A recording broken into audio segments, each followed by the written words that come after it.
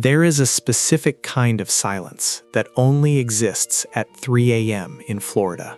Not peaceful silence, not the silence of rest, the silence of a man who stopped pretending he was going to sleep. Harold sat on a plastic chair on a second-floor balcony in an Orlando suburb. Humidity, 90%. The air not moving. His shirt stuck to his back.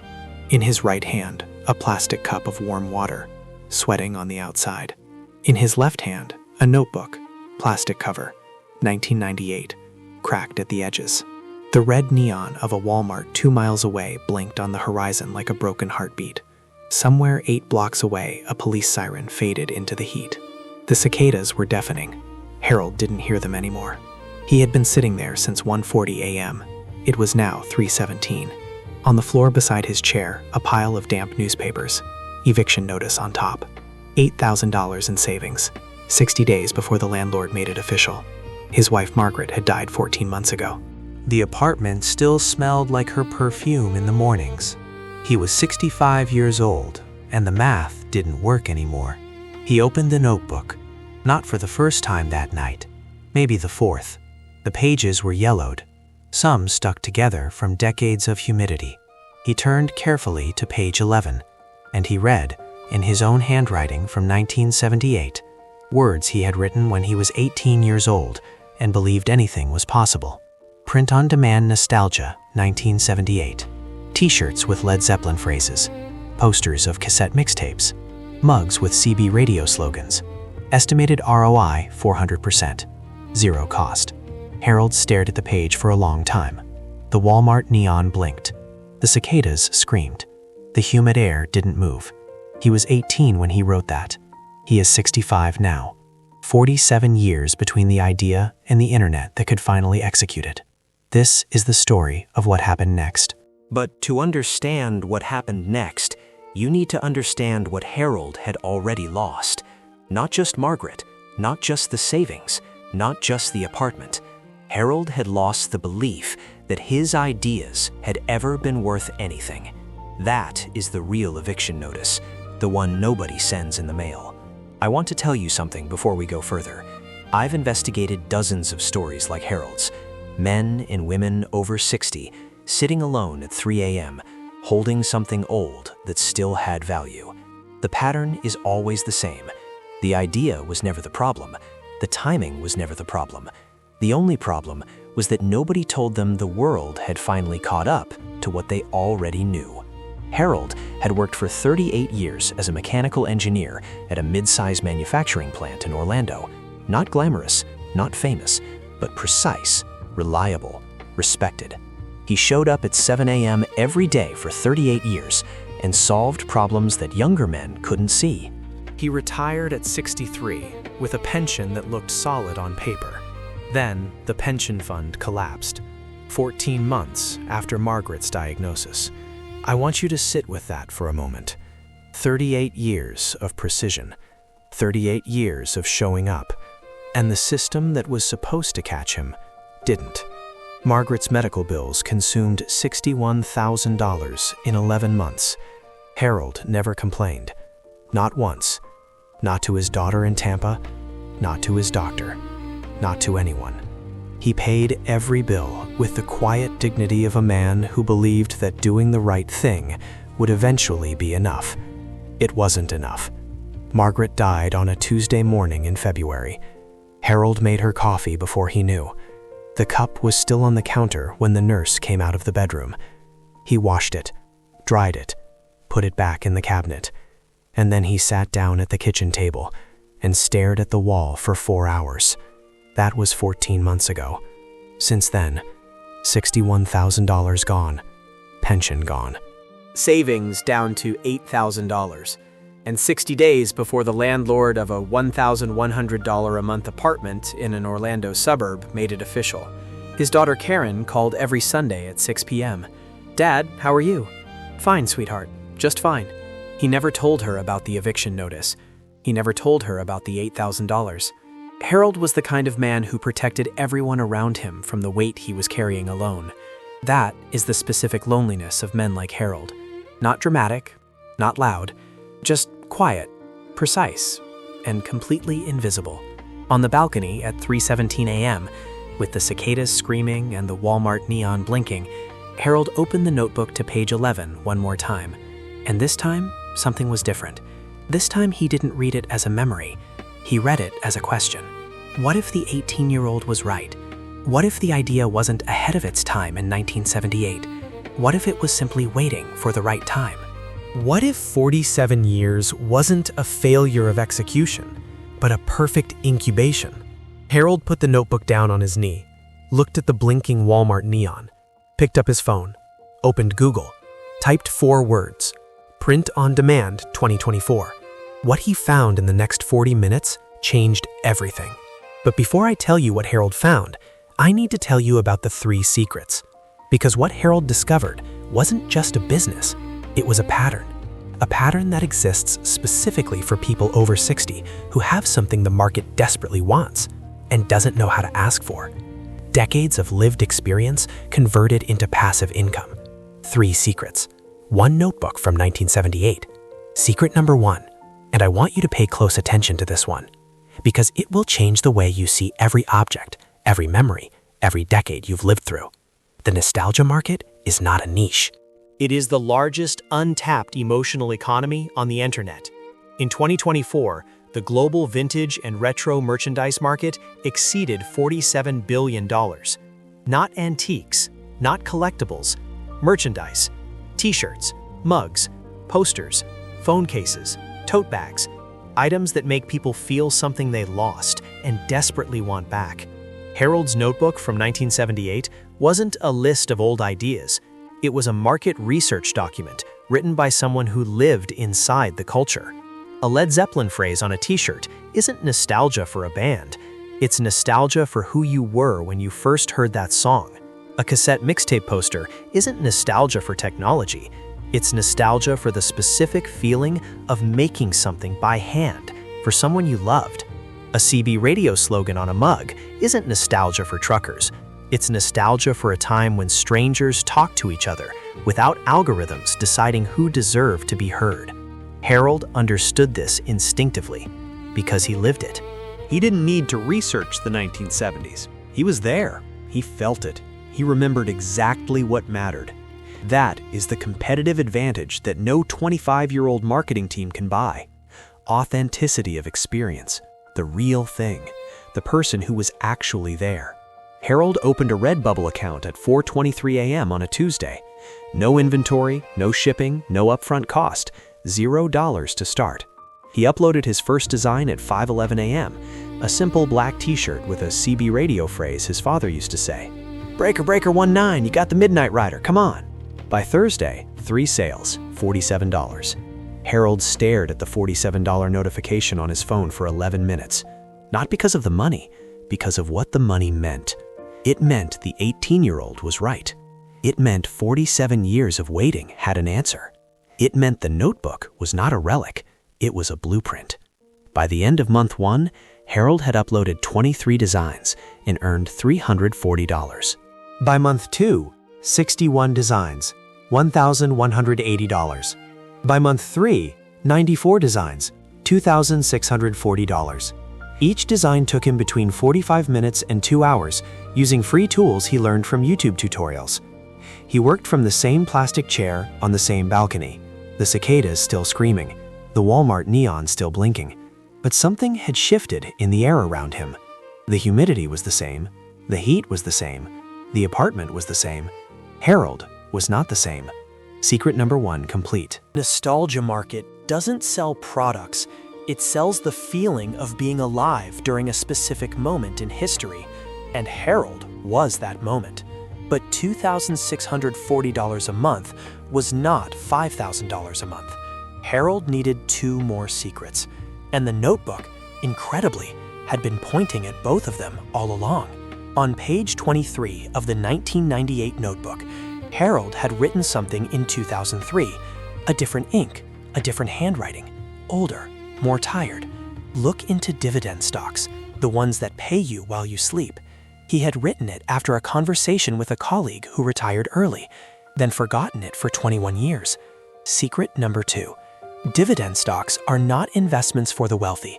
They are income engines for the patient. And Harold, after 38 years of showing up at 7 a.m., was the most patient man in any room. I need to explain something about dividend stocks that most financial content gets completely wrong. They present it as a game for people with hundreds of thousands of dollars to invest. Harold had $8,000, and $8,000 invested correctly changes the equation entirely. Not because $8,000 makes you rich overnight, but because $8,000 planted in the right soil grows while you sleep. Harold spent 3 weeks researching. Not gambling, not speculating, researching. The same precision he applied to mechanical engineering for 38 years applied now to a spreadsheet of dividend-paying companies. He was looking for one specific thing: companies that had paid dividends consistently for more than 25 consecutive years. They have a name: Dividend Aristocrats. 68 companies on the S&P 500 that have increased their dividend every single year for at least 25 years. Johnson & Johnson, Coca-Cola, Procter & Gamble, Realty Income. These are not startups. These are institutions. Harold invested $6,000 across 4 Dividend Aristocrats, kept $2,000 in cash as a safety net. His first quarterly dividend check, $187. Not life-changing, not yet, but compounding. Harold reinvested every dividend automatically. Every quarter, the number grew slightly larger. Month 6, $210 quarterly. Month 12, $267 quarterly. Month 18, $341 quarterly. Slow, precise, inevitable, exactly like Harold. But Harold understood something that most people miss about dividend investing at 65. The goal is not to get rich. The goal is to build a floor that exists below everything else, that pays you whether you work or not, whether you sleep or not, whether the cicadas scream or not. Combined with the print-on-demand income, Harold now had 2 streams flowing simultaneously. Stream 1, $2,640 from nostalgia merchandise, growing monthly. Stream 2, $187 quarterly from dividends, growing slowly but permanently. Total at month 3, approximately $2,700 per month. The eviction notice deadline was now 31 days away. Harold called his landlord on a Wednesday morning. Not to beg, not to explain, to negotiate. I need 45 more days. I will pay 3 months in advance when I do. The landlord agreed. Harold hung up and sat very still for a moment. Then he opened the notebook to page 23 again, read the dividend note, turned to page 31. There was one more entry, written in pencil, barely visible, undated. 3 words: real estate somehow. Harold had written it at some point between 1998 and 2010. He couldn't remember when, he couldn't remember why, but the word somehow told him everything about the man who wrote it. A man who believed in real estate, but couldn't see the door. Not yet. Secret number 3, REITs, real estate investment trusts. The door Harold couldn't see in pencil, now wide open in 2024. A REIT is a company that owns income-producing real estate, apartment buildings, shopping centers, medical facilities, storage units, and is legally required to distribute at least 90% of its taxable income to shareholders as dividends.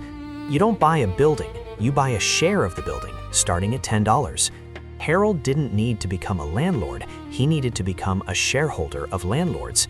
He researched 3 specific REITs focused on retirement-friendly sectors: healthcare facilities, senior housing, and residential storage. Realty Income Corporation, Ventas, Public Storage. He allocated $1,500 from his growing print-on-demand income into REIT shares over 60 days. Monthly REIT dividend income at month 6, $94. Small but permanent and growing with every reinvestment. I want to pause here for a moment and show you what Harold's financial picture looked like in month 6. Not the dramatic version, the real version. The precise version, the Harold version. Print-on-demand nostalgia income, $3,180 per month. 127 designs live across 3 platforms. Dividend Aristocrats quarterly payout, $267, approximately $89 per month. REIT monthly dividend income, $94 per month. Total passive and semi-passive income at month 6, $3,363 per month. The eviction notice was gone. The landlord had been paid 3 months in advance. Harold was still in the same apartment. Same plastic chair. Same balcony. Same Walmart neon blinking on the horizon. But the math worked now. For the first time in 14 months, the math worked. His daughter Karen called on Sunday at 6 p.m., as always. "Dad, how are you?" Harold paused for exactly 2 seconds longer than usual. "Better, sweetheart. Actually better." Karen noticed the pause. She didn't ask about it, but she noticed. Harold didn't tell her about the notebook. Not yet. He wasn't ready. Some things need to be proven before they can be shared. Harold knew this about himself. He kept working, every morning from 5 a.m. to 9 a.m. on the balcony, before the Florida heat became unbearable. Coffee in a ceramic mug, laptop open, notebook beside it. The cicadas quieter in the early morning. He developed a system, precise, mechanical, engineered. Monday and Tuesday, new design research. What phrases, what eras, what cultural moments were trending in the nostalgia market. Wednesday and Thursday, design creation and upload. 3 to 5 new designs per session. Friday, dividend and REIT portfolio review. Reinvestment decisions. Spreadsheet updated. Saturday, rest. Margaret's garden show on television. Coffee. The newspaper, a real one. Paper, ink. Sunday, Karen's call at 6 p.m. Dinner alone. Early sleep. It was not a glamorous life. Harold never wanted glamour. He wanted precision. He wanted purpose. He wanted the math to work. By month 9, the math was working better than he had calculated. A design he uploaded in month 4, a poster of a 1977 cassette mixtape titled Summer of '77, went unexpectedly viral on Pinterest. 4,200 saves in one weekend, 847 clicks to his Redbubble store. That single design generated $1,840 in 30 days. Harold stared at the analytics screen for a long time. Then he opened the notebook to page 11, read the original list from 1978, looked at item number 2, posters of cassette mixtapes. He had written it 46 years ago. The internet had just confirmed it. He closed the notebook carefully, set it on the table beside the coffee mug, and for the first time since Margaret died, Harold smiled. Not politely, not carefully, genuinely. The kind of smile that comes from being right about something for 47 years and finally having the proof. Month 10, month 11, month 12. The 3 income streams compounding simultaneously. Each one feeding the others. Print-on-demand profits partially reinvested into dividend stocks and REITs. Dividend and REIT income reinvested automatically every quarter. The system Harold the engineer had always known how to build, finally applied to his own financial survival. At month 12, exactly 1 year after the 3:17 a.m. balcony moment, Harold's total monthly passive and semi-passive income, $5,240. He paid his rent, paid his medical bills, sent $400 to Karen's daughter for her college fund. And then Harold did something that surprised everyone who knew him. He called Karen on a Wednesday, not Sunday, Wednesday. "Sweetheart, I need to show you something. Can you come this weekend?" Karen drove 3 hours from Tampa on a Saturday morning, arrived at 10 a.m. Harold was on the balcony, coffee ready, 2 mugs, the notebook open on the table. He showed her everything. The notebook from 1978, page 11, the original list, the CB radio phrase. He showed her the Redbubble dashboard, 203 designs, $4,180 last month alone. He showed her the dividend portfolio spreadsheet, precise, color-coded, every reinvestment documented. He showed her the REIT positions, 3 companies, quarterly payouts, compounding automatically. Karen sat very still for a long time looking at the spreadsheet. Then she looked at her father, then at the notebook, then back at her father. "Dad, you wrote this in 1978? I was 18. I thought it was a stupid idea." "It wasn't stupid, Dad. It was just early." Harold picked up his coffee mug, looked at the Walmart neon on the horizon, off now in the morning light, just a gray structure in the distance. 47 years early, he said quietly, but right on time. I've been investigating stories like Harold's for a long time, and the detail that stays with me, the one I keep coming back to, is not the $5,240 a month, not the 203 designs, not the dividend portfolio. It's the notebook. A plastic notebook from 1998, cracked at the edges, pages yellowed and stuck together from decades of Florida humidity, carrying inside it an idea written by an 18-year-old in 1978 who believed anything was possible. Harold almost threw it away 3 times. Once after the pension collapsed, once after Margaret died, once the night of the eviction notice.